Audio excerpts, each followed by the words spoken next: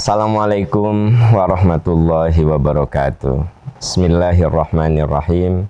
Alhamdulillahirabbil alamin. La ilaha illallah wahdahu la syarikalah. Lahul mulku wa lahul hamdu wa huwa ala kulli syai'in qadir. Asyhadu an la ilaha illallah wa asyhadu anna Muhammadan abduhu wa rasuluh. Allahumma salli ala Muhammad wa ala ali Muhammad kama shallaita ala Ibrahim wa ala ali Ibrahim fil alamina innaka Hamidum Majid. Alhamdulillah sahabat percikan iman yang Allah muliakan, dengan izin Allah Subhanahu wa taala, pagi ini kita semua oleh Allah masih diberi umur, masih diberi kesehatan, diberi kesempatan untuk menjalani kehidupan. Untuk pagi ini saya live bukan dari Bandung, bukan dari studio yang ada di rumah saya, tapi saya live dari Pulau Belitung. Alhamdulillah saya bisa berada di sini karena ada undangan dan kerjasama sahabat-sahabat kita yang ada di Belitung ya, untuk dakwah di beberapa titik, safari dakwah. Mohon doa agar perjalanan kami dalam ridho Allah Subhanahu wa taala. Dan pada kesempatan ini saya bisa live di kota, tetapi ada view yang diarahkan untuk menikmati matahari terbenam. Nah, kemarin sore saya menunjukkan pada teman-teman indahnya lukisan alam ya, indahnya ciptaan Allah Subhanahu wa taala. Sahabat percikan iman, di hari Selasa 9 Agustus 2022 atau bertepatan dengan 11 Muharram 1443 Hijriah ini, jadi ini live ya, siaran langsung dari Pulau Belitung. Kita harus bersyukur kepada Allah Subhanahu wa taala. Ini tema kita akan bahas tentang bagaimana mentafakuri lukisan alam. Ini kajian tematik ya, bukan bedah masalah, bukan tafsir al-hikmah. Kita akan membahas kajian tematik mengenai merenungi lukisan alam. Sahabat percikan iman, kita ini jadi anak siapa, lahir di mana, itu bukan pilihan kita. Jadi dalam hidup ini ada yang bukan pilihan kita. Saya lahir dari rahim ibu saya, Ibu Asia, itu bukan pilihan saya. Anda lahir dari rahim Ibu Ninik, bukan pilihan Anda. Anda lahir dari Ibu Fatimah, bukan pilihan Anda. Jadi kita ini lahir dari rahim siapa, bukan pilihan kita. Lalu kita lahir di wilayah mana? Saya lahir di Bandung, walaupun ibu bapak saya dari Ciamis, ya saya lahir di Bandung. Anda, ibu bapaknya dari Padang, boleh jadi lahirnya di Jakarta. Jadi kita lahir di mana, kapan, di wilayah mana, orang tua kita siapa, itu yang disebut dengan takdir mubrom. Mubrom itu artinya bukan pilihan kita. Makanya kita tidak boleh menggugat, kenapa sih bapak saya begini? Kenapa sih ibu saya begini? Kenapa? Anda sudah menggugat Allah Subhanahu wa taala. Karena kita lahir dari rahim siapa, di mana, itu bukan pilihan kita. Namun ada satu hal yang perlu saya sampaikan pada sahabat-sahabat sekalian. Kita bersyukur bisa lahir di Indonesia. Kenapa saya katakan bersyukur? Coba Anda perhatikan. Kalau dilihat alamnya, Indonesia ini salah satu paru-paru dunia. Luas kita ini ada kurang lebih 5,5 juta kilometer persegi. Lautannya kurang lebih 3,25 kilometer persegi. Sisanya adalah daratan. Jadi kita ini sebenarnya negara yang dikelilingi laut. Kita ini masuk bukan negara agraris sebenarnya. Kita ini negara maritim. Kenapa? Karena lautan kita jauh lebih luas daripada daratan kita. Nah, kemudian pantai kita ini panjangnya luar biasa. Kurang lebih 108.000 kilometer. Coba bayangkan. Kita ini punya pantai sepanjang 108.000 kilometer. Ini saya dibulatkan saja ya. Lautan kita 3,25 juta kilometer persegi. Coba bayangkan sahabat percikan iman. Dan kalau kita bicara kekayaan alam, apa sih yang tidak ada di negeri kita? Dan kita ini ada di garis khatulistiwa yang membuat alam kita ini nyaman. Hujan dan panas itu seimbang gitu. Fabi ayyi ala'i rabbikuma tukadziban. Nikmat mana yang kamu dustakan? Dari situ saja kita bertafakur nih bahwa kita ada di Indonesia, lahir di Indonesia, hidup besar di Indonesia. Saya lagi bicara alam ya, karena temanya lukisan alam. Alam kita itu kayanya luar biasa. Andai sahabat percikan iman mau traveling ya dari Aceh sampai Papua, itu boleh jadi ya sama aja Anda dengan keliling dunia. Karena wilayah kita itu setiap sudutnya memberikan nilai keindahan yang dahsyat, yang luar biasa. Tapi kadang-kadang kan kita suka lebih bangga kan gitu kalau traveling ke luar negeri kan gitu. Padahal boleh jadi di negara kita itu titik-titik untuk titik-titik keindahannya, keindahan alamnya luar biasa. Anda yang pernah ke Labuan Bajo, ya, ke Raja Ampat, itu luar biasa sekali indahnya.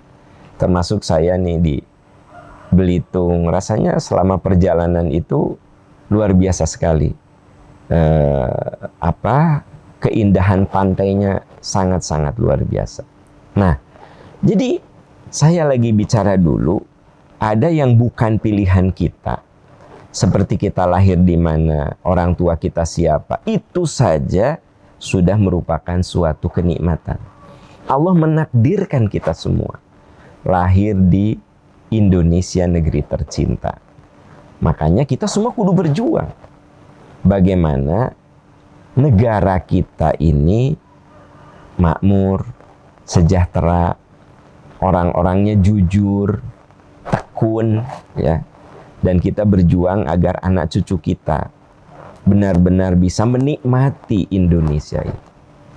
Jadi siapapun yang ada di penduduk ini, siapapun kita, apalagi Bapak Ibu yang punya amanah, ya, amanah untuk mengelola negara, itu harus benar-benar jujur, amanah.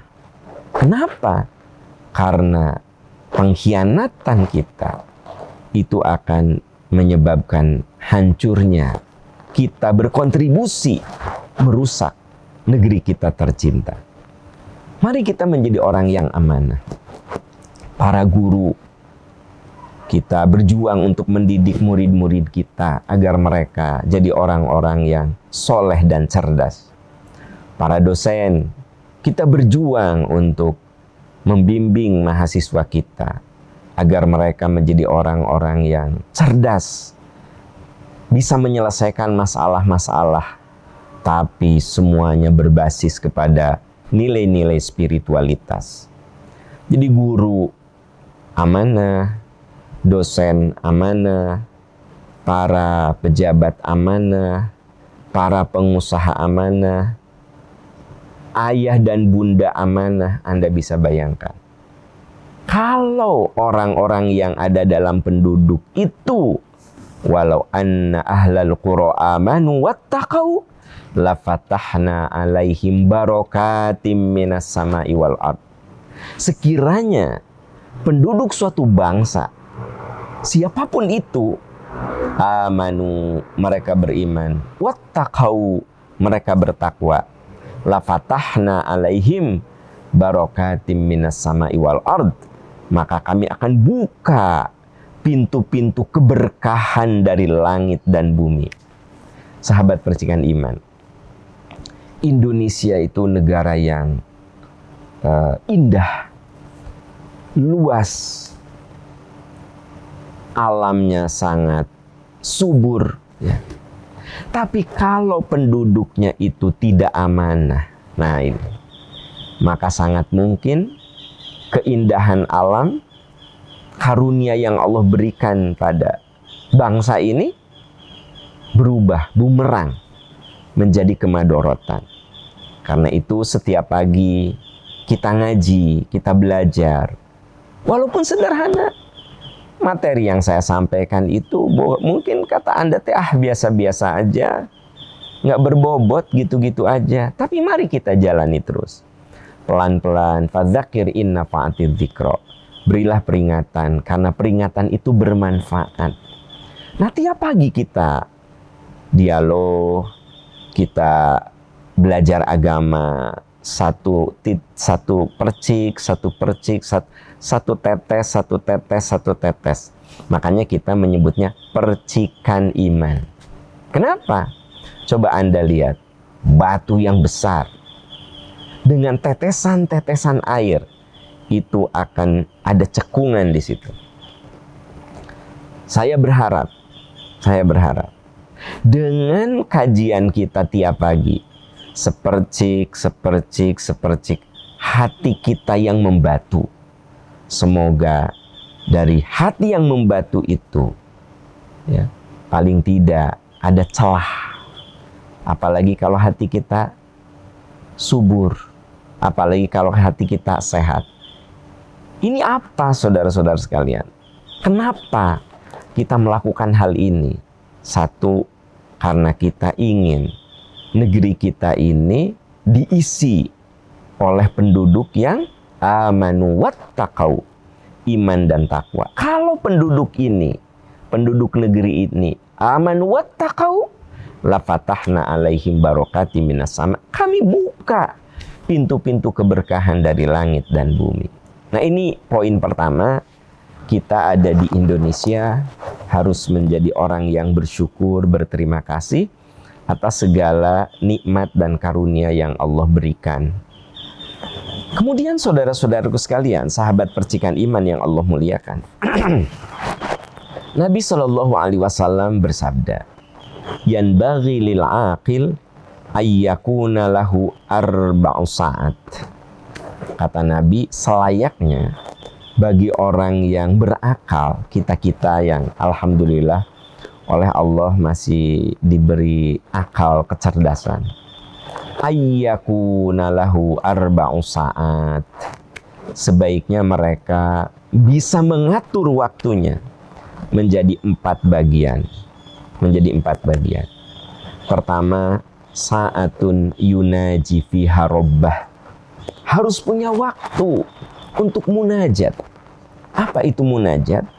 Munajat itu menyisihkan waktu berdoa, meminta, memohon kepada Allah Subhanahu wa Ta'ala. Seperti halnya yang sudah tadi kita lakukan. Boleh jadi di antara sahabat percikan iman, ada yang jam 3 sudah bangun, sudah sholat, ya, kemudian disambung dengan zikir wirid, baca Al-Quran, nyambung dengan sholat subuh, nyambung dengan mendengar tausiah. Itu namanya sa'atun yunajik fiha rabbah. Kita bermunajat kepada Allah. Nanti ketika ibu-ibu suaminya sudah ke kantor, anaknya sudah ke kantor, Anda di rumah leluasa, Anda bisa melakukan sholat duha misalnya, ya. Itu namanya sa'atun yunaji fiha rabbah, waktu untuk munajat. Jadi munajat itu artinya bermohon secara khusus, secara spesifik. Sholat itu munajat namanya. Kemudian baca Quran itu munajat. Zikir wirid itu munajat. Karena ada waktu yang spesifik, yang khusus, yang kita isi dengan amalan-amalan ibadah. Itu yang kata Nabi, kalau kamu merasa akalmu itu masih sehat, maka sebaiknya kamu punya 4 waktu. Pertama, sa'atun yunaji fiha rabbah. Kamu punya waktu untuk munajat kepada Allah. Yang kedua, sa'atun yatafakkaru fi sonillah. Kamu harus punya waktu untuk tafakur. Apa itu tafakur?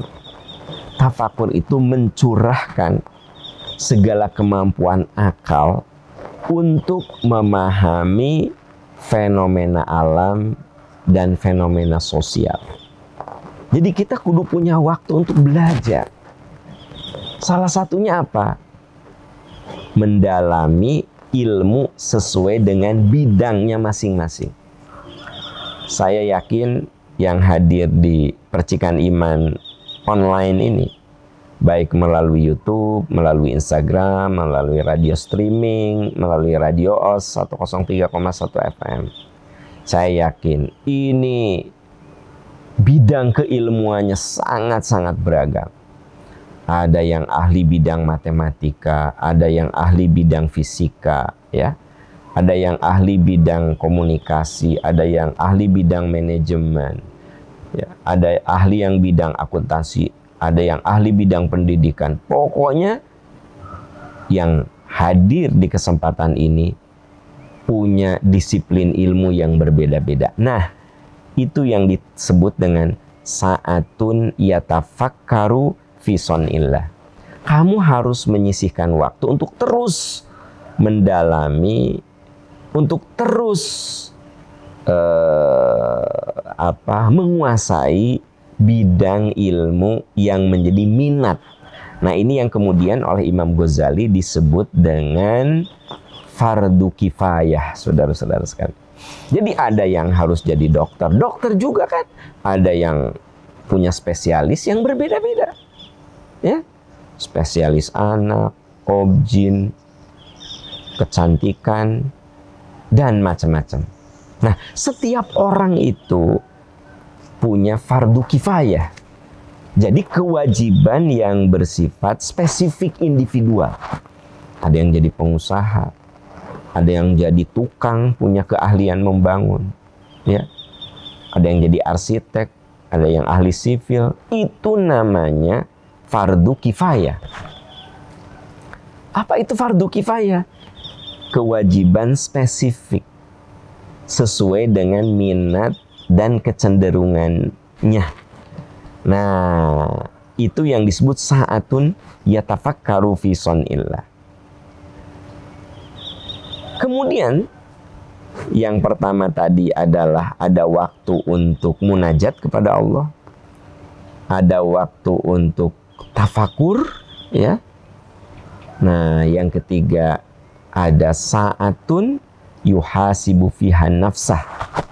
Kita punya waktu untuk introspeksi diri. Kita punya waktu untuk bercermin. Kira-kira apa saja yang harus kita perbaiki dalam kehidupan ini. Sahabat Percikan Iman, Allah telah menciptakan manusia itu dengan ketidaksempurnaan. Saya punya kekurangan, Anda punya kelebihan. Saya punya kelebihan, Anda punya kekurangan. Istri punya kelebihan, tapi dia juga punya kekurangan. Suami juga sama begitu. Dia punya kekurangan, juga ada kelebihan. Jadi manusia itu diciptakan oleh Allah untuk apa? Komplement, saling melengkapi. Bagaimana cara saling melengkapinya?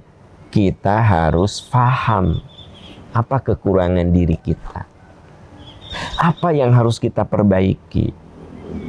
Tadi di poin ketiga, Nabi mengatakan kamu harus punya waktu untuk tafakur, mendalami ilmu yang menjadi minat, kesukaan, kecenderungan, itu tafakur. Nah, langkah berikutnya muhasabah, introspeksi. Kalau sahabat percikan iman ini sudah menguasai bidang kedokteran, bidang kesehatan, coba evaluasi bagaimana dengan pemahaman keberagamaan. Kalau di sini ada pengusaha yang sudah malang melintang dalam dunia usaha, berarti kan dia tafakurnya di bidang usaha. Nah, coba evaluasi dengan masalah keberagamaannya bagaimana gitu loh. Nah, makanya Imam Ghazali menyebut kalau belajar agama itu fardu ain. Fardu ain itu artinya kewajiban setiap individu siapapun dia. Jadi kita semua ini wajib belajar agama. Pengusaha wajib belajar agama. Ibu rumah tangga wajib belajar agama. Dokter wajib belajar agama. Dosen wajib belajar agama. Siapapun berkewajiban untuk memahami agama. Nah, ini fardu kifayah, fardu ain. Jadi ternyata kita harus muhasabah, kita harus introspeksi diri. Apa yang jadi kekurangan kita dalam hidup ini? Bapak Ibu sudah menguasai bidang fisika. Coba bagaimana dengan pemahaman keberagamaan? Karena itu fardu ain, itu kewajiban per individu yang harus kita jalani, harus kita pelajari begitu. Nah, ini ada waktu untuk yuhasibu fiha nafsah, mengevaluasi diri. Dan termasuk muhasabah itu adalah merenungi umur saya sekarang berapa. Merenung, ada nggak teman sahabat saya yang sudah berpulang di umur seperti saya? Ada nggak kenalan yang sudah berpulang padahal umurnya di bawah kita? Atau mungkin ada murid kita yang jauh umurnya, dia sudah meninggal. Adik kita ada yang sudah meninggal. Tetangga kita yang boleh jadi lebih muda itu sudah meninggal. Muhasabah. Artinya semua orang harus berpikir bahwa dia pun akan berpulang. Nah, itu namanya muhasabah. Kita muhasabah, apakah kita selama menjadi ayah itu sudah menjadi ayah yang amanah? Apakah kita sudah menjadi ibu yang amanah? Apakah kita ini sudah menjadi guru yang amanah, dosen yang amanah, warga negara yang amanah? Muhasabah, kata Nabi, kalau kamu ingin berkualitas, sa'atun yuhasibu fiha nafsah. Harus ada waktu untuk muhasabah. Nah, yang keempat, sa'atun yakhlu minal mat'ami wal mashrob. Ada saat di mana kita ini memenuhi kebutuhan-kebutuhan diri kita. Makan, minum, istirahat, berolahraga, kan gitu. Jadi artinya apa? Walau bagaimanapun manusia, kita ini harus bisa memenuhi kebutuhan-kebutuhan yang bersifat kebutuhan fisik. Ya. Nabi menyuruh kita untuk menjaga kesehatan. Nabi memberikan contoh, beliau rajin berolahraga. Lalu Nabi memberikan contoh untuk makan sesuai dengan kebutuhan tubuh kita. Nabi menyuruh kita untuk menjaga kebersihan. Itu kan yakhlu minal mat'ami wal mashrob. Itu kaitannya dengan masalah kebutuhan fisik kita. Menjaga kebersihan, memperhatikan nutrisi yang masuk ke tubuh kita. Kemudian kita berusaha untuk menjaga kebugaran kita dengan berolahraga. Sahabat percikan iman, ini 4 rumus yang dikatakan oleh Nabi, 4 rumus. Apa tadi? Sa'atun yunaji fiha rabbah. Kita harus punya waktu untuk munajat kepada Allah. Yang kedua apa? Kita harus punya waktu sa'atun yatafakkaru fi sonillah. Kita punya waktu untuk tafakur tentang ciptaan Allah. Kita membaca lukisan-lukisan alam. Kita membaca fenomena-fenomena alam. Kita mengasah keilmuan dan keahlian kita. Dan yang ketiga adalah sa'atun yuhasibu fiha nafsah.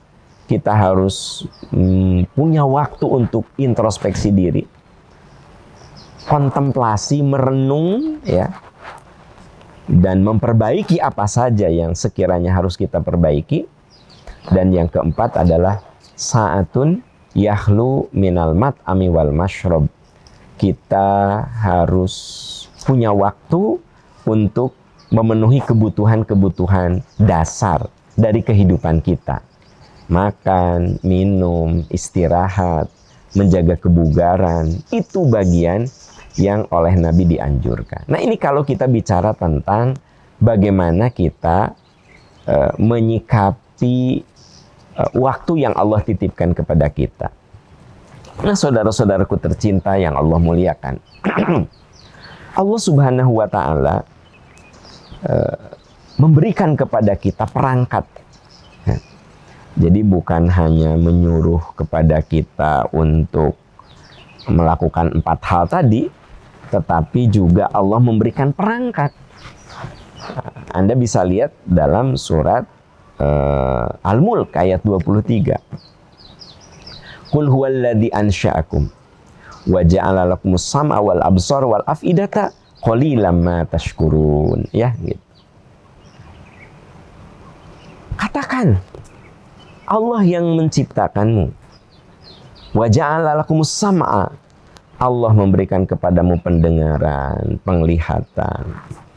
Allah memberikan kepadamu akal. Qalilan ma tashkurun, tapi sedikit sekali kamu berterima kasih, ya, gitu. Sahabat, ini saya kalau bicara tentang Allah berikan pendengaran, penglihatan, ya, gitu. Kalau sahabat berada di sini, di belakang saya itu, ya, ada pantai yang sangat indah sekali. Hanya di sini posisinya pantai ini indahnya ketika terbenam matahari, ya, gitu. Nah, kalau saya merenung gitu dengan akal yang Allah titipkan, dengan indera yang Allah titipkan, maka sesungguhnya manusia harusnya bisa menemukan betapa Allah Subhanahu wa Ta'ala itu pencipta yang sesungguh-sungguhnya, sehingga loyalitas kita, pengabdian kita itu memang harus merupakan sesuatu yang inherent, yang menyatu dalam diri kita. Kenapa? Karena Allah sudah memberikan kepada kita perangkat indera, perangkat akal, perangkat hati. Nah, tadi sudah saya jelaskan hadis tentang selama akal kita ini sehat, kata Nabi, yan bagilil aqil. Selama akal kita sehat, maka sebaiknya kamu melakukan 4 hal yang tadi saya sebutkan. Kemudian, bagaimana dengan kolbu kita? Nah, kolbu itu, dia memiliki 3 peran. Pertama, kolbu sebagai pusat penalaran. Jadi walau bagaimanapun sahabat-sahabat, yang namanya penalaran itu bagian dari dari aktivitas kolbu kita. Ya. Yang kedua, merupakan pusat perasaan. Kita kagum, kita sedih, kita bahagia, ya, kita kecewa. Itu kan bagian yang merupakan aktivitas kolbu kita. Dan yang ketiga adalah menurut surat Al-Mulk yang tadi saya sampaikan, ayat 23, Kolbu lah yang akan menentukan, sebut sajalah kita sebut sebagai aktualisasi. Jadi yang mengejawantahkan, yang mewujudkan apa yang ada di pikiran, apa yang ada di dalam perasaan kita, penentunya adalah kolbu. Makanya kolbu inilah yang menjadi panglima untuk akal kita, untuk indera kita. Panglimanya adalah kolbu. Nah, seindah lukisan alam, Allah sudah menciptakan alam yang begitu indah.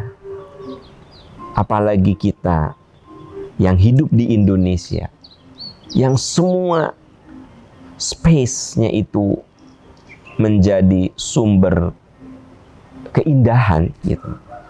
Ya. Tapi kalau kolbunya itu tidak berfungsi, itu tidak akan membuat kita sadar. Makanya jangan heran kan, ada orang yang untuk sholat saja belum mau, teman-teman sekalian. Ya, untuk sholat, kebayang nggak? Yang cuma 10 menit itu, nongkrong di depan televisi, nonton bola, dia bisa berjam-jam. Nongkrong sama teman-temannya bisa berjam-jam. Main game itu bisa berjam-jam.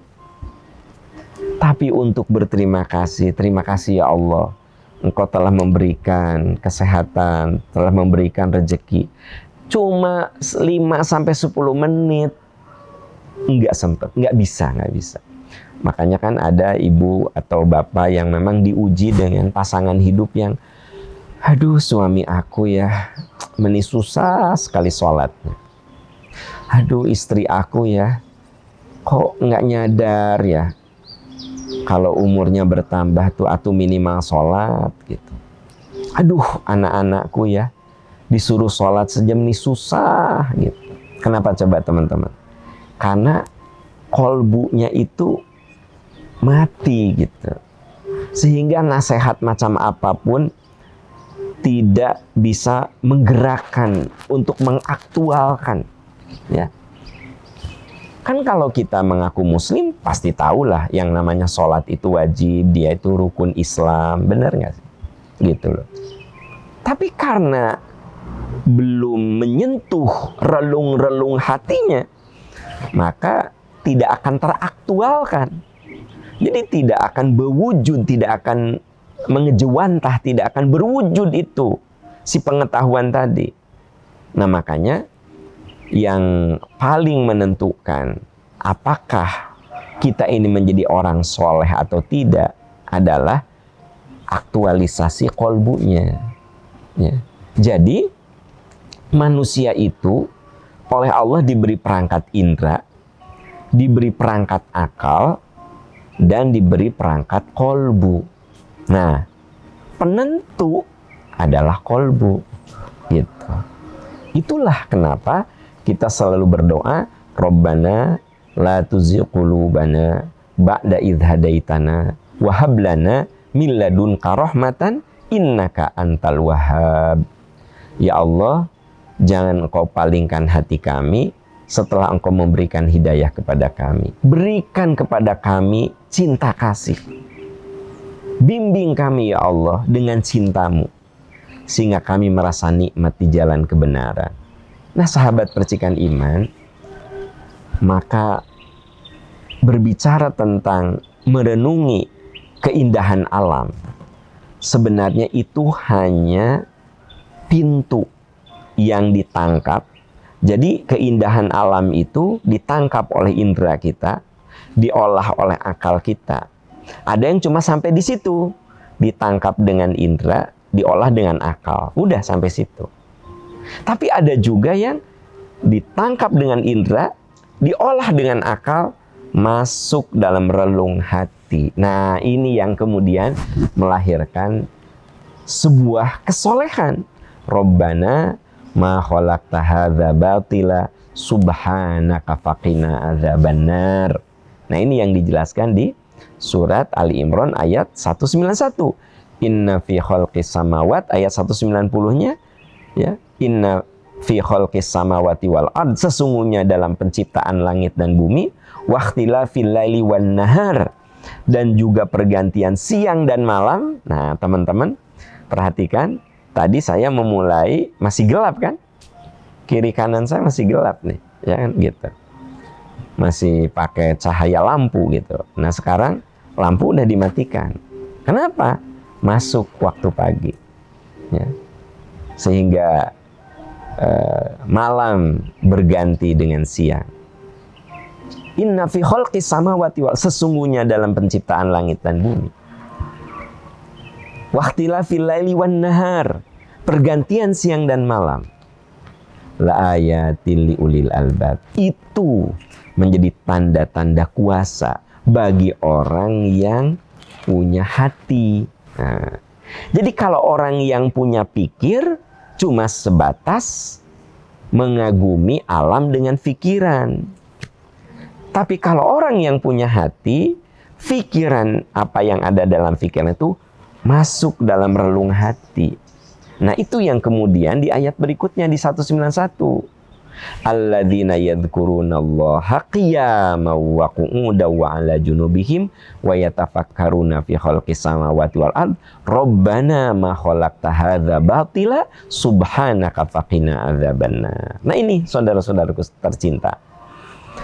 Jadi kalau orang hanya punya kekuatan intelektual, akal semata, ya sudah. Lukisan keindahan alam itu hanya mengagumkan pikirannya saja. Gitu. Akalnya saja. Tapi kalau kita ini punya lub, makanya liulil albab, ya. Di Ali Imran ayat 190 itu, bagi orang punya lub. Lub itu hati. Jadi bukan hanya akal, tapi juga hati. Maka dari tafakur itu kemudian melahirkan tadzakur. Alladzina yadhkurunallaha qiyaman, orang yang zikir kepada Allah sambil berdiri, wa qu'udan, sambil duduk, sambil berbaring. Jadi seluruh aktivitasnya itu mengekspresikan, mengaktualisasikan kekaguman kepada pencipta. Makanya dalam aktivitasnya berusaha berada dalam koridor yang Allah ridho. Nah, itu namanya tafakur yang melahirkan tadzakur. Perenungan yang melahirkan semangat zikir. Nah, dari situ muncul kalimat Rabbana ma khalaqta hadza batila subhanaka faqina adzabannar. Ya Allah, tidak Engkau sia-sia menciptakan semesta ini. Engkau menciptakan alam semesta ini enggak sia-sia. Pasti ada hikmah yang hamba bisa ambil. Nah, sahabat percikan iman, mari kita menjadi orang yang terbiasa, latih jiwa kita untuk mensinkronkan antara indera, akal, dan hati. Jadi ketika kita melihat suatu kejadian, maka hubungkan kejadian itu dengan hati kita yang kemudian yang kemudian membuat kita terkoneksi dengan pencipta kita. Ketika kita melihat sebuah keindahan alam, ya, sebut sajalah indahnya pantai, indahnya gunung, indahnya danau, ya, maka semangat ibadah kita harus lebih dekat lagi kepada Allah. Dan kita katakan bahwa alhamdulillah ya Allah, Engkau masih memberikan nikmat kepada hamba untuk bisa melihat, untuk bisa mencicipi, untuk bisa membersamai, beri hamba keberkahan. Jadi kalau kita masih bisa kumpul dengan anak-anak kita, bisa kumpul dengan cucu kita, bisa kumpul dengan saudara dan sahabat kita, Rabbana ma khalaqta hadza batila. Ya Allah, Engkau tidak ciptakan ini sia-sia. Maka dari situ kita punya semangat untuk berbagi. Itu contoh sederhana. Jadi kalau kita diberi rezeki, kita masih ingin berbagi gitu loh. Kalau kita punya saudara dan teman, kita masih ada keinginan untuk mendoakan saudara-saudara dan sahabat-sahabat kita yang kena musibah. Bahkan kita berjuang untuk berbagi, membantu, menolong gitu. Itu saudara-saudaraku tercinta, bagian dari Rabbana ma khalaqta hadza batila. Engkau tidak ciptakan ini sia-sia. Jadi ketika kita diberi ilmu, kita menjadi orang yang senang berbagi ilmu. Ketika kita diberi harta, diberi rezeki, kita senang menjadi orang yang berbagi rezeki. Kalau kita diberi tenaga, kita senang menjadi orang yang mau memberikan tenaga kita kepada orang lain. Kalau kita diberi waktu, kita menjadi orang yang senang mengisi waktu dengan apapun yang menjadi kemaslahatan untuk dunia, akhirat, keluarga, dan bangsa kita. Nah, inilah bagian dari perpaduan antara indera, akal, dan kolbu. Nah, menurut Ali Imran ayat 190, itu yang disebut dengan ulul albab. Ulul albab itu orang yang punya indera, punya akal, punya kolbu, disatukan, ya, diharmonikan, disinergikan, sehingga semakin dekat dengan pencipta kita, semakin dekat dengan Allah Subhanahu wa Ta'ala. Sahabat percikan iman, jadi ketika kita melihat keindahan-keindahan alam, apapun itu, bahkan ketika kita mengetahui bagaimana rumitnya apa yang ada di tubuh kita, kebayang nggak kalau kita makan? Itu bukan persoalan sederhana. Itu butuh harmoni. Ketika kita makan saja, langsung dikunyah. Bukan hanya dikunyah oleh gigi, langsung ada sinyal rasa, ya, sinyal rasa. Ini pahit, ini manis, ini panas, ini dingin. Bukankah itu suatu yang sangat rumit? Sinyal itu dikirim ke otak, gitu. Kemudian otak memerintahkan agar kita melakukan sesuatu. Misalnya karena makanan terlalu panas, ya kita diamkan dulu. Kalau misalnya kurang gula, kita tambah gula. Bukankah itu persoalan yang sangat rumit, saudara-saudara sekalian? Jadi, ternyata lukisan alam itu bukan hanya sekedar di alam lingkungan kita, bahkan ada di dalam diri kita. Sekarang kebayang nggak, teman-teman yang nonton YouTube kan dengan mata lihat, yang di Instagram, yang di radio dengan telinga. Nah, yang nonton di IG, yang di YouTube, itu kan gabungan audio visual. Nah, itu masuk ke dalam memorinya. Coba bayangkan, bukankah itu ciptaan Allah yang begitu rumit, yang begitu rumit, yang betul-betul itu menggambarkan kuasa Allah Subhanahu wa Ta'ala. Jadi yang namanya keindahan alam itu bahkan kita bisa mulai dari diri kita. Nah, saudara-saudaraku tercinta, kajian hari ini adalah kajian tematik ya, khusus membahas hal-hal yang tidak biasa kita kaji. Nah, untuk kali ini kita membahas tentang indahnya lukisan Allah Subhanahu wa Ta'ala, lukisan alam. Sehingga kita menjadi orang yang selalu tafakur kepada Allah, berterima kasih atas segala karunia-Nya, dan selalu bersabar atas segala ujiannya. Kenapa? Karena di tengah segala keindahan itu pasti juga ada ujian-ujian.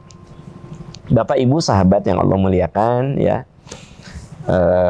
mohon doa, insya Allah hari ini ada beberapa kegiatan yang akan saya jalani dengan jamaah yang ada di Pulau Belitung, ya.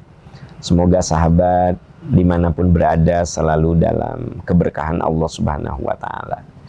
Insya Allah besok kita bertemu lagi di Percikan Iman Pagi live, ya, dari Pulau Belitung.